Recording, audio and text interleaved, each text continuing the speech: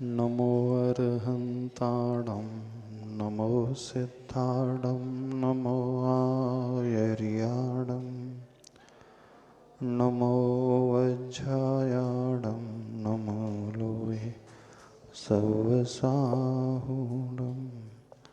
पंच परमेष्टि भगवान के संत श्रवण आचार्य भगवान गुरुदेव श्री विद्यासागर जी महाराज के पूज्य आचार्य श्री समय सागर जी महाराज की परम पूज्य निरापक्ष श्रमण मुनि वीर सागर जी महाराज की समस्त मुनि संघ की जय। जीवन को बदलने के लिए नीचे से ऊपर लाने के लिए हमें ऐसे आलम्बन की आवश्यकता होती है जो स्वयं हमसे बहुत अधिक ऊंचाइयों पर होता है। संसार का हर जीव चाहता तो है कि मैं अपने जीवन को परिष्कृत करूं, ऊपर उठाऊं, लेकिन वह सही तरीके से आलम्बन लेता नहीं है। प्रभु का आलम्बन, गुरु का आलम्बन, चरित्रवान व्यक्तियों का आलम्बन हमारे जीवन को भी सुंदर बना देता है। वे गुरु, वे महामुनिराज जो रिद्धि संपन्न होते हैं, अपनी साधना के बल पर कई प्रकार की रिद्धियों को प्रकट कर देते हैं। उनकी साधना बड़ी निष्प्रहता को लिए हुए होती है। कई प्रकार की रिद्धियाँ, विक्रिया रिद्धियाँ, क्रिया रिद्धि, तप रिद्धि प्रकट हो जाती है जिन्हें। ऐसी तप रिद्धियाँ हो जाती हैं जो कठोर, भयंकर, उग्र तप करते हुए भी कभी घबराते नहीं हैं। शरीर की कांति कम नहीं अपितु बढ़ते चले जाती है। दीक्षा के बाद ही वे हमेशा अपने तपों की संख्या को बढ़ाते चलते रहे। तप रिद्धि का ये प्रभाव होता है, उग्र से उग्रतर तप करने वाले, सिंह व्रत करने वाले, मासोपवास 4-4 महीने के उपवास करने वाले, आतापन योग लगाने वाले, महीनों तक खड़े होकर के ध्यान करने वाले, हर मौसम की प्रतिकूलता को झेलने वाले, लेकिन जिनका मन कभी कमजोर नहीं पड़ता, भयभीत जो नहीं होते हैं हिंसक पशुओं से, वातावरण से। जितनी प्रतिकूलता झेलते हैं उतने ही उनके जीवन की ऊंचाइयां बढ़ते चले जाती हैं।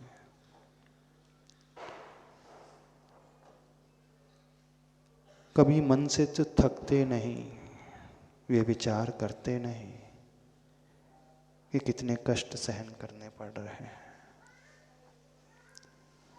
शरीर में कष्ट होता है लेकिन आत्मा और प्रसन्नता से भर जाती है।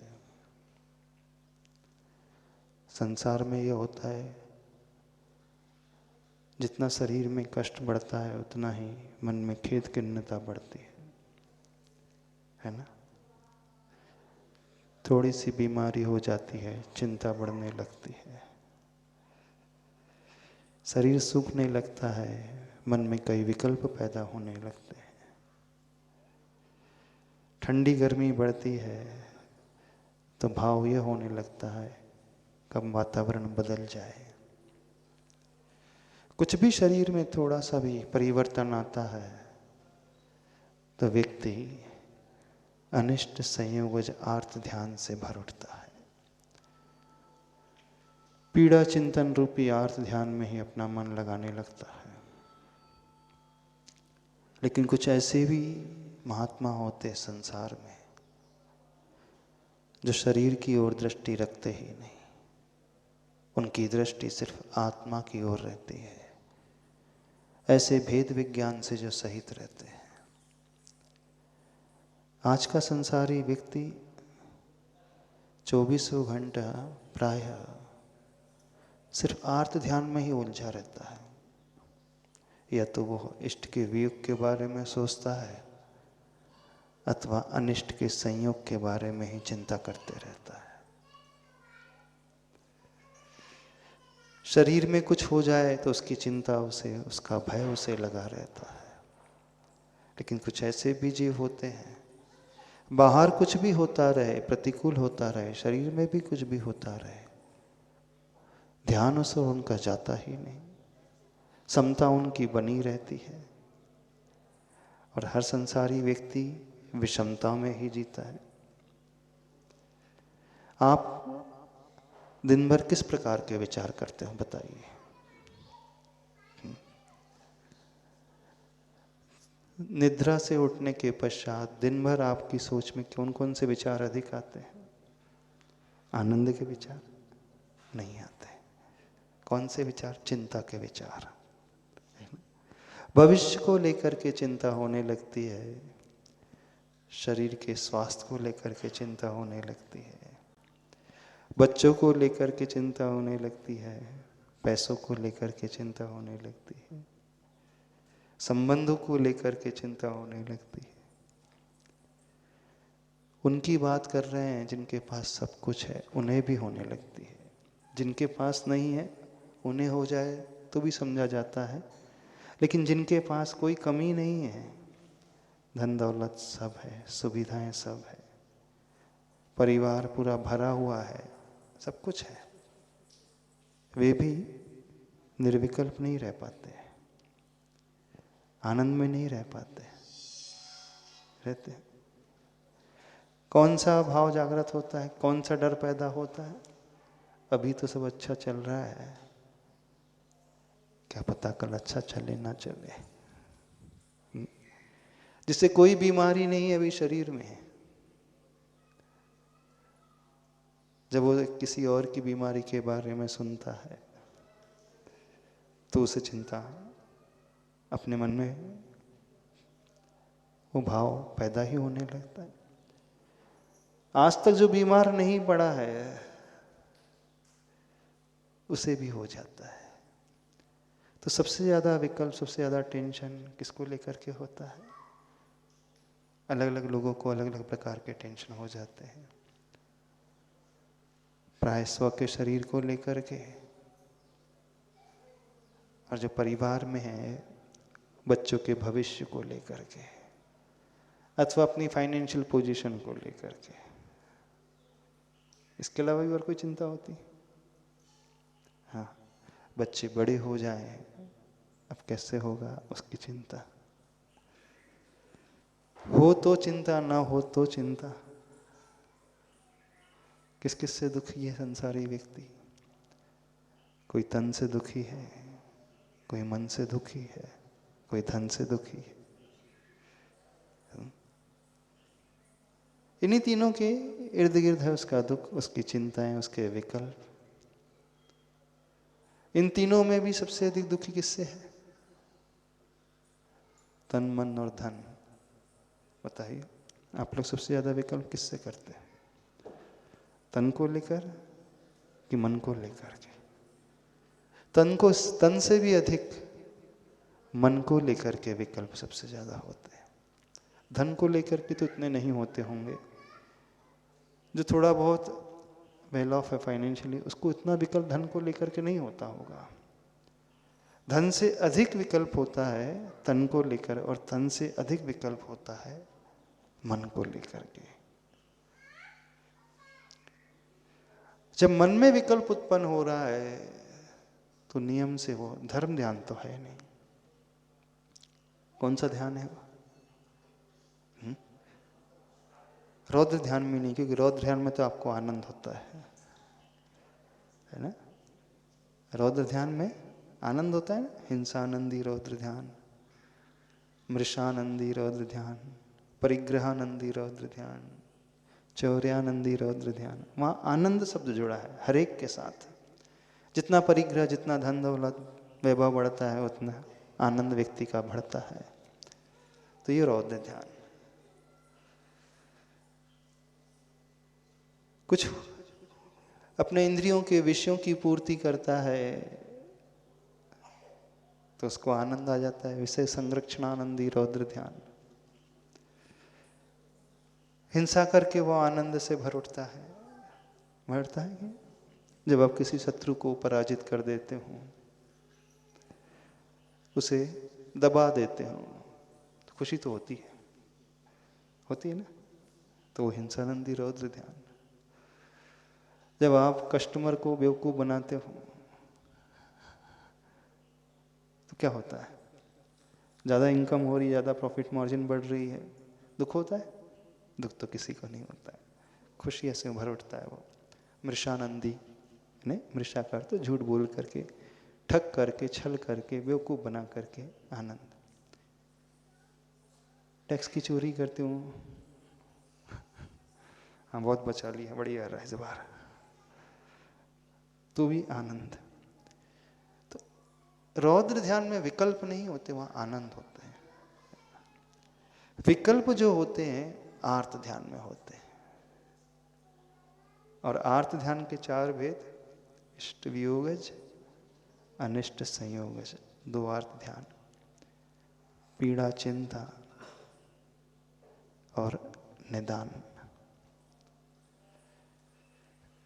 निदान इस संबंध में अपन सोच ले लें कि भविष्य की प्लानिंग को लेकर के आप सोचते रहते हैं, कितना जोड़ना, कितना बचाना, किस किस के लिए कितने नाम से क्या क्या खरीदना, बिजनेस को लेकर।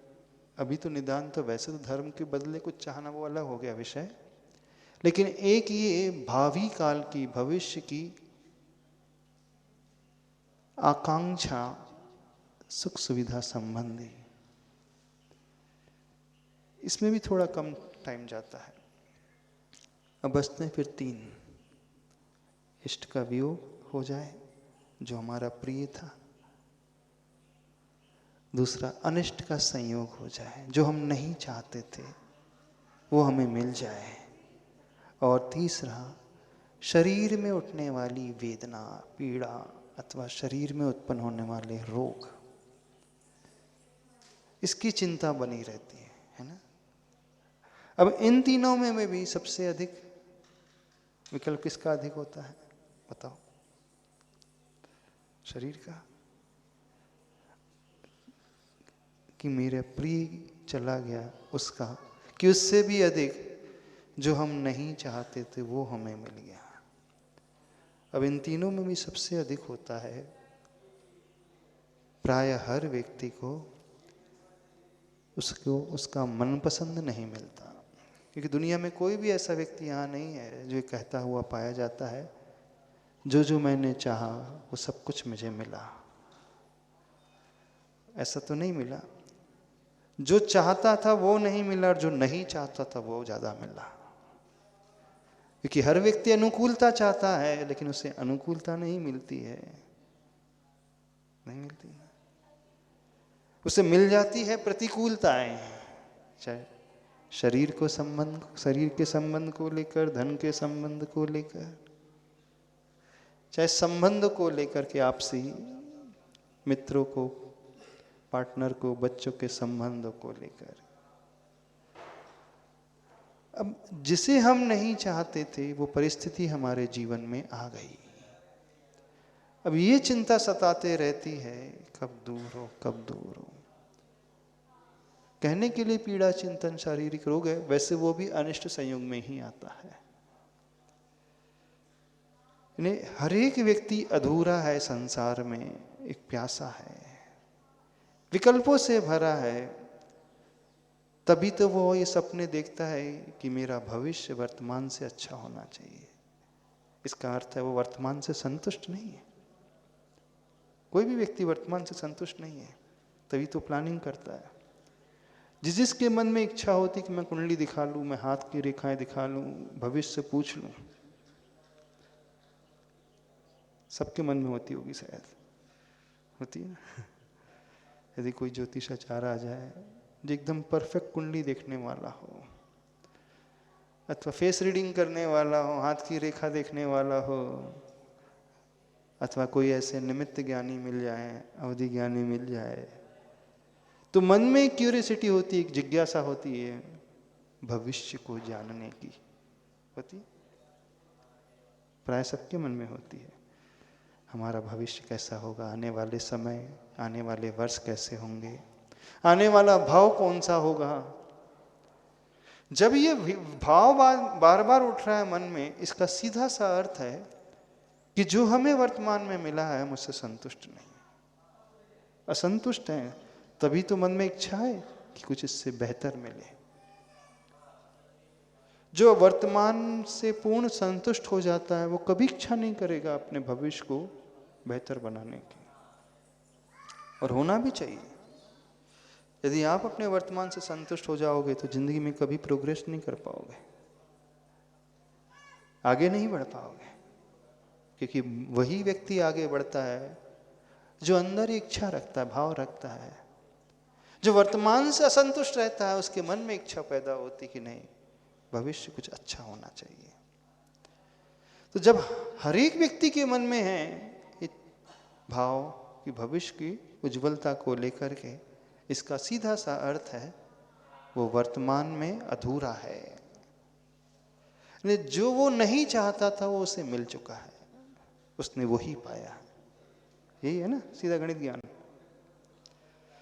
तो देखना, सबसे ज्यादा, सबसे बड़ा खतरनाक आर्त ध्यान यदि किसी सबको होता है तो वो होता है अनिष्ट संयोगज आर्त ध्यान।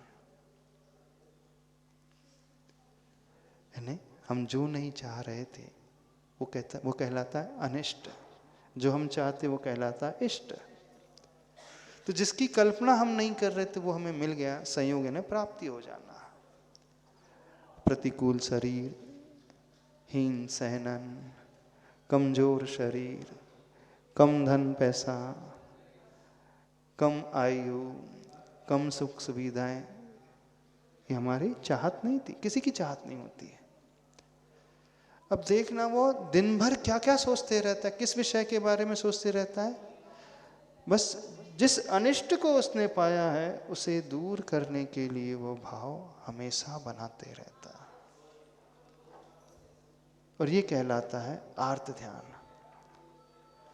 अब जो हमें नहीं मिला उसे हम दूर करने के लिए भाव बना रहे हैं, अर्थात हम वर्तमान में नहीं जी रहे हैं। थोड़ा सा शांत कर दें उनको।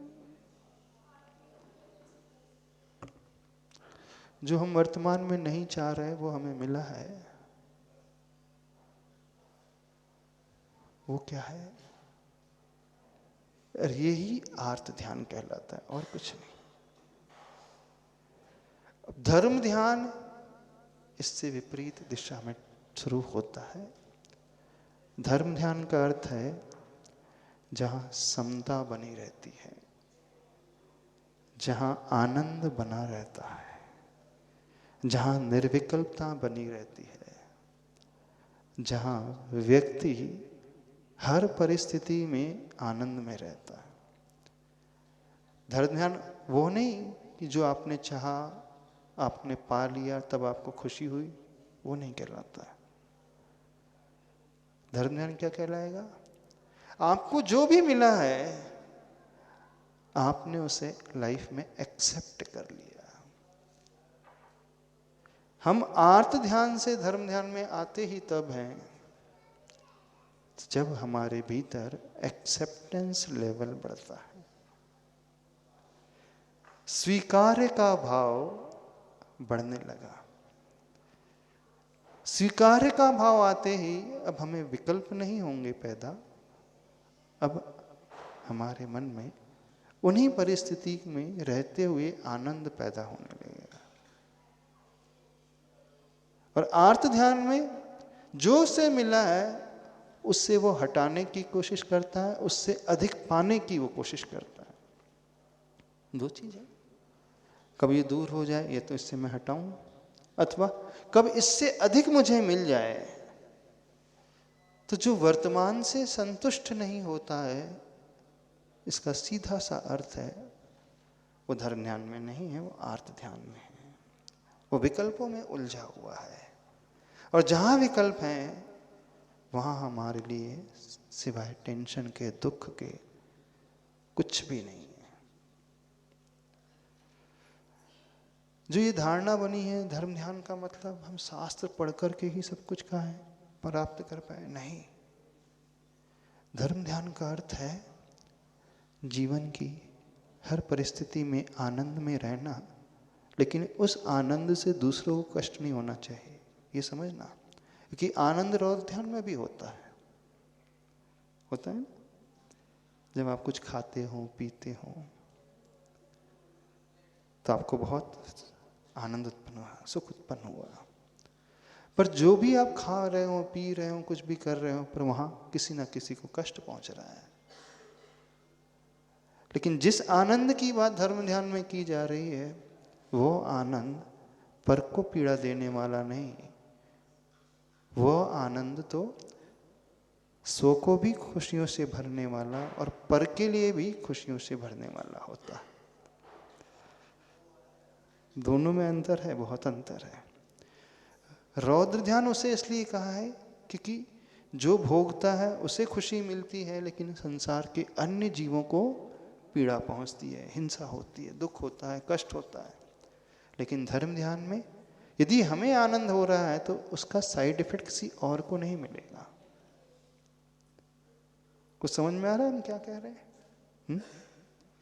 कंसेप्ट समझने की कोशिश करना।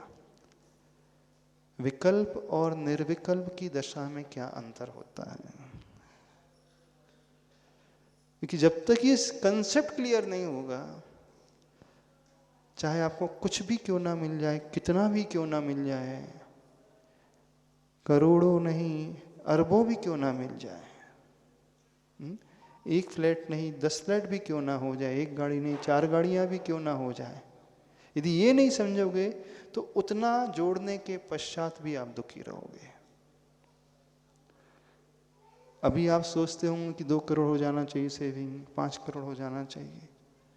2 से बढ़कर के आपके पास किस्मत में ऐसा आया, पुण्य का उदय आया कि 2 तो नहीं 5 हो गई, आपकी सेविंग 5 CR की हो गई।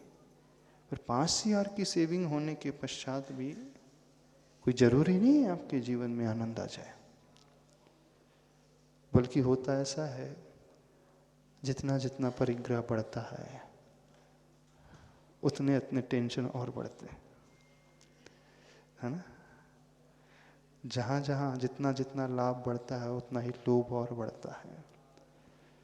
जहां लाहो तहां लोहो, प्राकृत में एक कहावत आती है, जब जब लाभ होता है तब तब लोभ और बढ़ता है।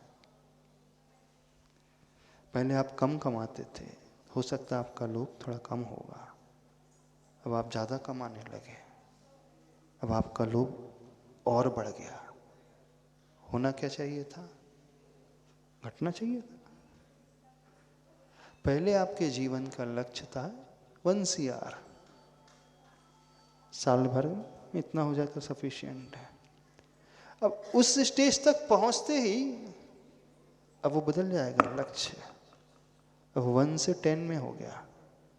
अब सेटिस्फेक्शन नहीं हुआ, संतुष्टि नहीं हुई। वो जो ब्रैकेट 1 CR का था अब बढ़ करके 10 CR हो गया। पर यदि देखा जाए गणित के हिसाब से, जो आपने सोचा था, जो आपने सपना देखा था, यदि वो पूर्ति हो रही है उसकी, तो उसके बाद आपको संतुष्टि होना था, ब्रेक लग जाता, ठीक है मैंने जो सोचा था पा लिया, अब मुझे कुछ नहीं चाहिए। पर ऐसा होता ही नहीं। जितना जितना प्राप्त होता है उतना ही उतना उसका लोभ भी और अधिक बढ़ता है। तो यदि हम धर्म समझना चाहते हैं, धर्म ध्यान को समझना चाहते हैं, तो हमें पहले क्या समझना होगा? जीवन में आनंद वस्तु की प्राप्ति से नहीं, जीवन में आनंद उस मानसिकता की प्राप्ति से होता है। और मानसिकता क्या बननी चाहिए? जो हमने पाया है हम उसे एक्सेप्ट करते हैं, स्वीकार करते हैं, बिना कोई अपेक्षा के, बिना कोई शिकायत के। ये स्वीकार का भाव आ गया तो आपका 1 CR नहीं 10 lakhs भी होगा तो वो आपको आनंद दे देगा। और जहां अस्वीकार का भाव हुआ 1 से 10 CR भी हो जाएगा तो वो आनंद नहीं विकल्प देगा। होता है संसार में प्राय हर व्यक्ति ऐसा ही जीता है। जो जितने बड़े योगी हैं, तपस्वी हैं, महात्मा हैं, उनकी सोच कैसी होती है, उनकी मानसिकता कैसी होती है? उनकी मानसिकता टोटली अपोजिट होती है। वो बाहर को कुछ नहीं देखते, जो भी देखते हैं वो भीतर देखने की कोशिश करते हैं।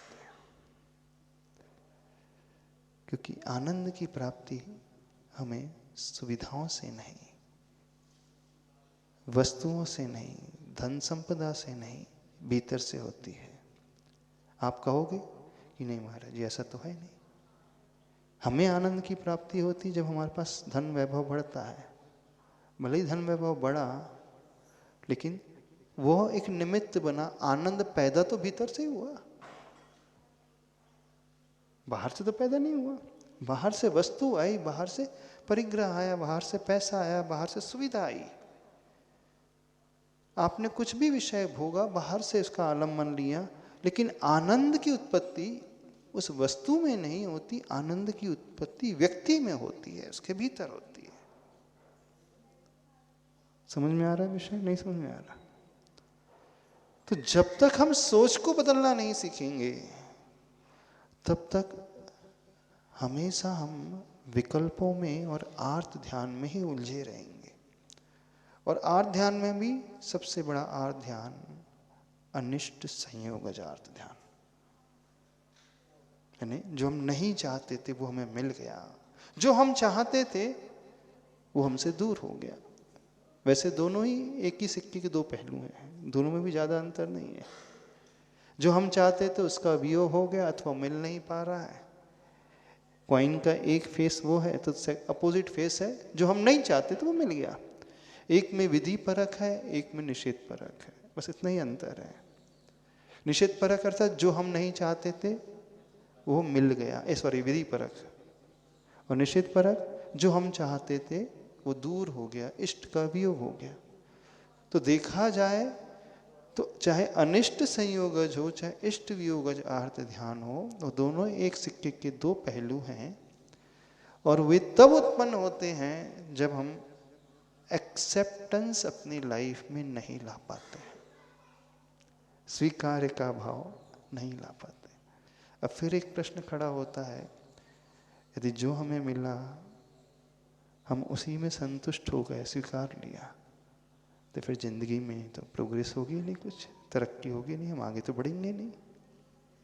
ये प्रश्न ही आता है, प्राय बहुतों के मन में आता है। दुनिया कहती भी है आगे बढ़ने के लिए हमेशा असंतोष होना चाहिए। हम भी कह रहे हैं यदि हम लोग वर्तमान से संतुष्ट हो जाएं तो तपस्या भी नहीं करेंगे। ठीक है, जैसा है ऐसा है। सबसे बड़े असंतुष्ट तो साधु होते हैं, उनसे बड़ा असंतोष गुण का धारी कोई नहीं होता। आपका असंतुष्टिपना बहुत छोटा होता है ना। साधु बहुत बड़े असंतोष गुण का धारी होता है, वो कभी सेटिस्फाइड नहीं होता, उसकी भूख बहुत बड़ी है, आप लोगों की भूख बहुत छोटी है। कितनी भूख है आपकी बताओ, कितनी भूख है? कितना बड़ा लक्ष्य है आपका? अभी एक फ्लैट है तो 3 फ्लैट होना चाहिए, 2 BHK है तो 4 BHK होना चाहिए, छोटी कार है तो बड़ी कार होना चाहिए, 10 तोला है तो 100 तोला सोना हो जाना चाहिए, बस इतना ही। संसारी व्यक्ति की जो भूख होती है बहुत छोटी होती है, इससे ज़्यादा नहीं होती। थोड़ा और बड़ा व्यक्ति होगा तो कोठी के बारे में सोचेगा, रो हाउस के बारे में सोचेगा, और बड़ा होगा तो और बड़ी लंबी चौड़ी प्रॉपर्टी के बारे में सोच लेगा बस। लेकिन जो साधु की भूख होती है वो बहुत बड़ी होती है। कितनी बड़ी होती है? आपकी इतनी सी, उनकी लिमिटलेस होती है, उनकी अनंत की भूख होती है, आपकी अंत सहित वाली भूख होती है ना? साधु कितना चाहते हैं? अनंत चाहते हैं। वो किसी में कॉम्प्रोमाइज नहीं करेंगे, छोटे में तो कॉम्प्रोमाइज करेंगे ही नहीं। यानी वो उतना चाहेंगे जो कभी समाप्त ना हो, न क्वालिटी में न क्वांटिटी में। और आप लोग कितना चाहोगे? उतना ही सा। तो असंतोष गुण तो साधु के भीतर होता है, लेकिन वह सही असंतोष गुण है, क्योंकि उस असंतोष गुण के द्वारा, उस साधना के द्वारा फिर जो पा लेते हैं फिर वो शाश्वत हो जाता है, नष्ट नहीं होता है, हमेशा होता है। लेकिन आप जिसके लिए असंतुष्ट हों और मेहनत करने के पश्चात आपने पाया भी, जोड़ा भी, कुछ समय के पश्चात वो कम लगने लगेगा, नष्ट हो जाएगा, अथवा आप ही नष्ट हो जाओगे। या तो भोग्य वस्तु नष्ट हो जाएगी अथवा भोक्ता ही नष्ट हो जाएगा, मर जाओगे आप। आपने 70 की उम्र तक आते आते बहुत कुछ जोड़ लिया, पता चला 72 में निपट गए, क्या हुआ लाभ? जिंदगी भर खूब जी जान लगा करके मेहनत की, खूब दौड़ा, खूब सब कुछ अपने सपने के अनुसार आपने पा भी लिया, आप पुण्यशाली जीव में से निकले, जो आपने सोचा था उतना अचीव भी कर लिया। मान लीजिए एक्सेप्शनल केसेस होते हैं कुछ, आप उन अपवाद में आ गए कि जो जो आपने सोचा था वो आपने प्राप्त कर लिया, लेकिन पाने के बाद क्या हुआ बताइए? जो आप पाते हो वो कब तक रहता है साथ? कब तक? अनंत काल के लिए। अनंत काल के लिए तो वस्तु भी नहीं रह सकती, क्योंकि उसकी लाइफ है वो समाप्त हो जाएगी, छूट जाएगी। आपने कार भी खरीदी 15 साल में तो वो रिजेक्ट हो जाती है, कचरे के भाव बिकती हो तो, है ना, स्क्रैप के भाव बिकती कार, फिर उसके बाद कोई वैल्यू नहीं रहती है आपकी मशीनरी की। और वो नहीं नष्ट भी हुई तो आप ही इस दुनिया से चले जाते हो। न भोग्य वस्तु चली गई अथवा भोक्ता ही चला गया संसार से। तो साधु की जो भूख होती है वो ये भूख होती है, और इतनी भूख होती है कि एक बार पा ली जाए तो कभी ना छूटे, हमेशा के लिए रहे। तो ये असंतोष गुण ज्यादा बेटर है ना? तो प्रश्न उठता है, यदि हम असंतोष गुण रखेंगे तो फिर विकल्प ही उत्पन्न हो जाएगा, हम तो वर्तमान से संतुष्ट ही नहीं है। अब देखना, दोनों कॉन्ट्राडिक्टरी बातें चल रही हैं एक साथ, विरोधी बातें चल रही हैं। धर्म ये कहता है जो प्राप्त है वो पर्याप्त है, ये धारणा बनाओ, और दिमाग ये कहता है जो प्राप्त है वो पर्याप्त है, तो जिंदगी में प्रोग्रेस नहीं हो पाएगी। अर्थात महत्वाकांक्षा होना बहुत आवश्यक है संसार में आगे बढ़ने के लिए। तो फिर क्या करें? महत्वाकांक्षा रखें तो फिर हमेशा हम विकल्पों में रहेंगे, और जो प्राप्त है वो पर्याप्त है ये मान ले, फिर हमारा जीवन ही रुक जाएगा। अब हमें तरक्की भी करना और आनंद से भी रहना है, कैसे संभव है? महत्वाकांक्षा भी रखना है और निर्विकल्प भी रहना है, कैसे संभव है? कैसे पॉसिबल है? पॉसिबल है भी कि नहीं, पहले तो ये समझ लो। नहीं पॉसिबल है। धर्म ये कहता है महत्वाकांक्षा रखो, नो डाउट, कोई बात नहीं, लेकिन महत्वाकांक्षा उतनी ही रखो जितनी आपकी क्षमता हो। दूसरी बात, महत्वाकांक्षा अपने आप को देख करके रखो, न कि दूसरों से तुलना करके रखो, न कि दूसरों को देख करके अपने जीवन की महत्वाकांक्षा बनाओ। क्योंकि जब जब आप दूसरों को देख करके अपने जीवन की महत्वाकांक्षा बनाओगे, आप हमेशा परेशान रहोगे, क्योंकि दूसरे हमेशा आगे बढ़ते चले जाएंगे, आप हमेशा टेंशन में आ जाओगे। महत्वाकांक्षा हमने अपनी क्षमता के अनुरूप बनाया तो हमें कोई विकल्प नहीं होगा, टेंशन नहीं होगा। हमने देख लिया हमारी क्षमता इतनी है, उसके अनुरूप हमने इतना अचीव कर लिया, हम सेटिस्फाइड है। समझना है? साधु की महत्वाकांक्षा अनंत की होती है, लेकिन वो ये भी जानते अनंत अभी नहीं मिलने वाला है। अभी कितना मिल सकता है उसके अनुसार वो साधना करते हैं, उसके अनुसार वो दौड़ते हैं, उसके अनुसार वो भागते हैं, उसके अनुसार वो तपस्या करते हैं, उसके अनुसार अपने जीवन को जीते हैं।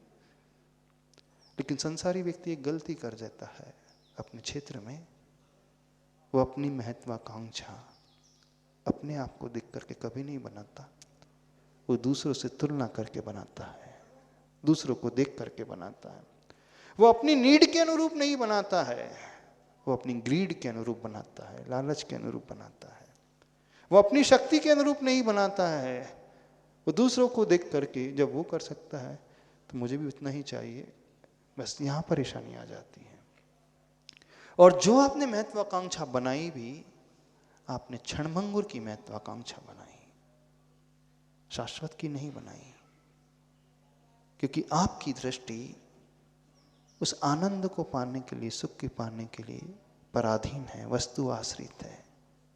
पर साधु की दृष्टि उस आनंद को पाने की है, वस्तु आश्रित नहीं है, आत्माश्रित है, स्वाश्रित है। दोनों में अंतर समझना। साधु भी तपस्या करता है, साधु भी कष्ट सहन करता है, तपस्या कष्ट सहन करता है, जीवन भर सहन करता है। लेकिन जो वो तपस्या करता है, साधना करता है, कष्ट सहन करता है, सब कुछ सहता है, वो बाहर की उस वस्तु के लिए नहीं, भीतर से जो आनंद पैदा होता है उसके लिए करता है। क्योंकि जो जो भी बाहर का होता है वो पर होता है, और जो पर होता है वो हमेशा छूटता है। जो पराया होता है वो कभी अपना नहीं होता, हो सकता है, और जो अपना होता है वो कभी पराया नहीं हो सकता, कभी छूट नहीं सकता। समझ रहे हो? कौन कौन है आपके जीवन में जो छूट जाएंगे? क्या क्या है जो छूट जाएगा? बताओ। जिसको आपने अपना माना वो तो आपका अपना है नहीं है? जहाँ देह अपनी नहीं तहाँ न अपना कोई। फिर भी अपना किसे कहते हो आप? मेरा बेटा मेरा अपना है, मेरी पत्नी मेरी अपनी, मेरा घर मेरा अपना है, कहते तो हो ना? ही कहते हो ना? कि तो आपको कि हमारी मेरा अपना नहीं तो क्या पड़ोसी का है क्या? मेरा ही है। व्यवहार से ठीक है, व्यवहार से अपना है, लेकिन व्यवहार से कहते कहते निश्चय से उसे अपना मान लेते हो, गलती हो जाती है। जो व्यवहार से कहेगा और व्यवहार से ही मानेगा उसे विकल्प कभी नहीं होगा। विकल्प हो रहा है तो व्यवहार तो मुख में है, लेकिन अंदर भावों में वो निश्चय हो गया, इसलिए विकल्प हो रहा है। तो जो पर है वो पराया होता है, और पराया कभी अपना नहीं हो सकता। तो साधु क्या करता है, वो पर को अथवा पराये को अपना नहीं मानता, जो अपना होता है उसे ही अपना मानता है। तो अपना जो होता है वो कभी छूटता नहीं, और जो हम छूटता नहीं वो क्या है? वो हमारा स्वभाव। जो छूट जाता है वो है विभाव। विषय गहरा तो नहीं हो रहा है? देखना, शरीर भी आपका है, छूटेगा, जो छूट जाएगा तो आपका अपना नहीं। लेकिन हमारा जो नेचर है, हमारे गुण हैं, क्वालिटीज हैं, वो कभी नहीं छूटेगी। वो आनंद जो भीतर से उत्पन्न होगा वो कभी नहीं छूटेगा, क्योंकि वो वस्तु आश्रित नहीं है, वो पराश्रित नहीं है, वो स्वाश्रित है, आत्माश्रित है। तो बस साधु एक कार्य ये करता है, अपनी दृष्टि को इस प्रकार से बदल लेता है। जब भी आनंद की बात आएगी वो बाहर नहीं भागेगा, वो भीतर आएगा। और संसारी व्यक्ति ठीक इससे विपरीत करता है। जब भी उसे आनंद पाना है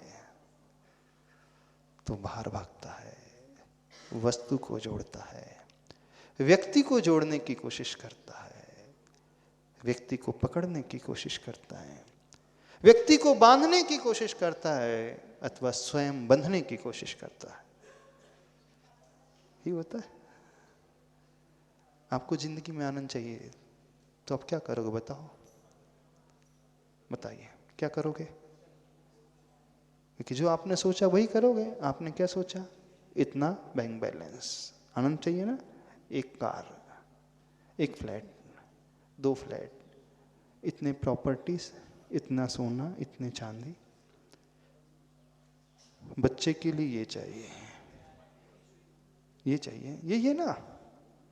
तो आपके माइंडसेट में क्या बैठा है? जोड़ना, बाहर की वस्तु को जोड़ना। लेकिन साधु के माइंडसेट में ये बैठा है छोड़ना, बाहर की हर वस्तु को छोड़ना। अब दोनों की मानसिकता ही दोनों की मानसिकता ही पूरी विपरीत है। संसारी व्यक्ति की मानसिकता चूंकि गलत है और साधु की मानसिकता सही है। इसलिए साधु जहां भी रहता है, जिस हाल में भी रहता है, जिस परिस्थिति में भी रहता है, उसे कभी विकल्प नहीं होता, क्योंकि वो बाहर नहीं भीतर आता है। वस्तु की ओर दृष्टि नहीं लाता, वो स्व की ओर दृष्टि लाता है। सपना वो बड़ा देखता है, पाना अनंत को है, लेकिन वर्तमान में मैं कितना पा सकता हूं, तो मैं इतना ही पा सकता हूं, और मेरा आनंद वर्तमान में ही है। तो वर्तमान में जीता है, ने भविष्य की कल्पना नहीं और अतीत के बारे में चिंता नहीं, कुछ नहीं, जो है सो है। तो उनका ध्यान धर्म ध्यान हो जाता है और एक गृहस्थ का ध्यान आर्त ध्यान हो जाता है। फिर उनकी तपस्या शारीरिक हो रही है तो भी उन्हें विकल्प नहीं, कष्ट नहीं होते। धूप में खड़े हैं, पर्वत पे खड़े हैं, नदी के निकट खड़े हैं, कोई विकल्प नहीं, क्योंकि वो बाहर के लिए नहीं भीतर के लिए कर रहे हैं। विषय समझ में आ रहा है? तो जीवन में शुरुआत यदि आनंद की होती है, और आनंद यदि हमें पाना है तो हमें बाहर नहीं भीतर की ओर आना होगा। अब आप कहोगे महाराज जी हम तो साधु है नहीं, हमारी घर गृहस्थी है, बच्चे हैं, परिवार है, आवश्यकताएं हैं, कर्तव्य है उनका पालन करना, और उसके लिए मेहनत करना पड़ेगा, पैसे कमाना पड़ेगा, तो हमें करना ही पड़ेगा, उससे तो हम बच नहीं सकते। बिल्कुल सत्य है, आप नहीं बच सकते। तो फिर आपका जीवन सुखी कैसे होगा? आपका जीवन सुखी ऐसा हो जाएगा, आप सिर्फ कर्तव्य का पालन करो। मैं कर्तव्य का निर्वाह कर रहा हूं, जिसके लिए मैं कर रहा हूं उसकी आत्मा भी स्वतंत्र है, उसका भी पुण्य स्वतंत्र है, मेरा पुण्य अलग है, मेरी आत्मा अलग है। मैं उसके अनुसार कर पाऊंगा, जितना कर पाऊंगा ठीक है। अब जिसका उसका भाग्य होगा उसके अनुसार उससे मिलेगा, मेरे भाग्य में जितना होगा उतने अनुसार मिलेगा। तो उसके जीवन में आनंद आ सकता है। हम ये नहीं कह रहे कि गृहस्थ अपने घर से भाग जाए, हम ये भी नहीं करें कि वो अपना दुकानदारी बंद कर दे, व्यापार बंद कर दे, नौकरी पानी बंद कर दे, पैसा कमाना बंद कर दे, कामकाज बंद कर दे। बिल्कुल नहीं। जो वो कर रहा है करे, लेकिन क्या मान करके करे? कर्तव्य मान करके करे। सपना भी देखे, अच्छा महत्वाकांक्षा भी रखे, लेकिन अपनी शक्ति को देख करके रखे, न कि पर से तुलना कर करके रखे। जब यह मानसिकता से वो चलेगा तो उसके जीवन में विकल्प कम होते चले जाएंगे, फिर उससे ज्यादा टेंशन नहीं होगा, फिर वो अनिष्ट संयोग आर्त ध्यान में नहीं फंसेगा। कर्तव्य मान करके करेगा तो जो प्राप्त है वो पर्याप्त है, उसे वह आनंद देने वाला हो जाएगा। तो समझ में आया? तो वे साधु जो भिन्न भिन्न रिद्धियों को प्राप्त कर लेते हैं, तपस्या करते हैं, फिर भी खेद खिन्न नहीं होते हैं, शरीर में भले ही पीड़ा हो, उनकी दृष्टि शरीर की ओर होती ही नहीं, उनकी दृष्टि आत्मा की ओर होती है। बस दृष्टि बदलते ही सृष्टि सारी बदली हुई नजर आती है। तो कर पाओगे? समझ में आया क्या करना है? बस ये समझना, आर्त ध्यान से बचना है, विकल्पों से बचना है, टेंशन से बचना है, आनंद में रहना है। तो आनंद में रहने के लिए हमें सोच को बदलना है। जीवन फिर पूरा बदला नजर आएगा। बोलिए आचार्य परमेष्टि गुरुदेव श्री विद्यासागर जी महाराज की